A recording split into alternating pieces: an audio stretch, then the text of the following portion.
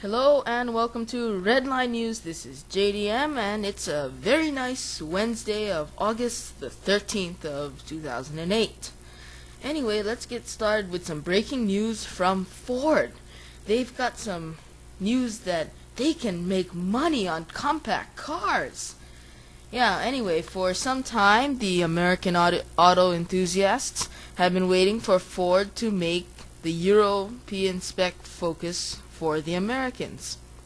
Anyway, with the new Fiesta and the 2010 Focus, those folks will have their wish. Both of those cars will be sent to America as the head men at Ford, not including the somewhat distant relative that was the former president of Ford, who was only really president because his name was on the building, realized Mullally must be realized that the small car market will multiply within the next few years. Also, this new Focus will share the vast majority of pieces with the European one, compared to virtually nothing with the current one. Let's hope those terrible engines that the current ones have won't stick around for this new model, because that'll really spoil it. Also, from Detroit again, this time from Dodge. The first two Challenger entry-level models have been sold.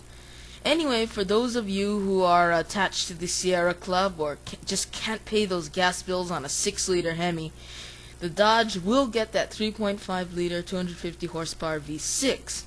Obviously, this isn't as fast as a V8, but still, it's got more guts than, say, maybe a jacked-up Dodge Caliber, which means the Dodge Journey. But still, it's got good pieces like the rear-wheel drive layout, a nice big engine, pretty good ride, great handling, and a fuel cap that says FUEL on it, fuel. And it's only going to sell for about 22 grand, which is about the same as a Mustang, but much faster and way cooler. Next, for the Stupid Award, this is the first time we've awarded this, and this time it comes from Nissan.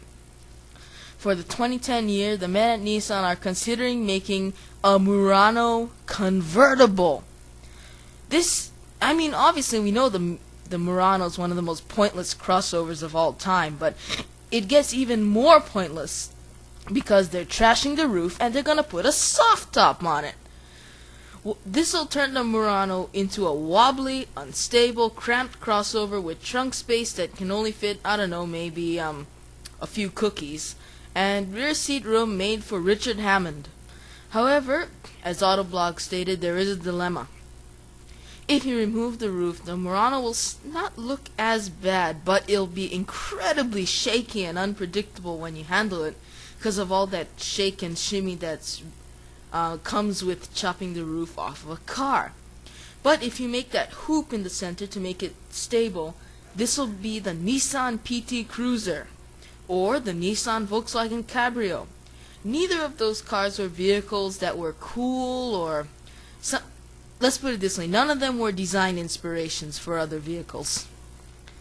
And finally, some opinion.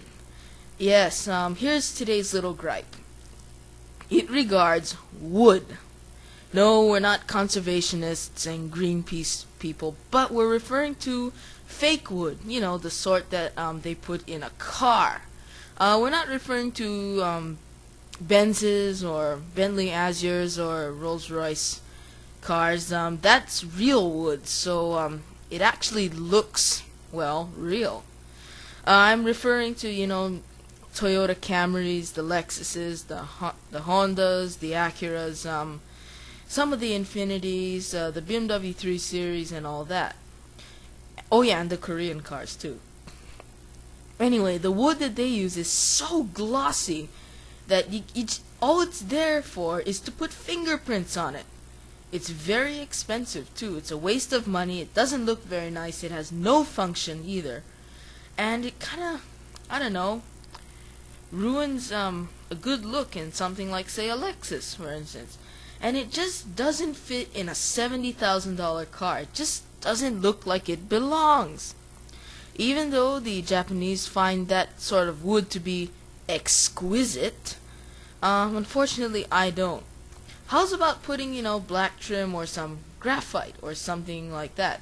And anyway, that'll conclude Redline News for. Well, actually, not conclude, but anyway, that will end Redline News for today. I'm JDM, as you know. See you soon. Okay.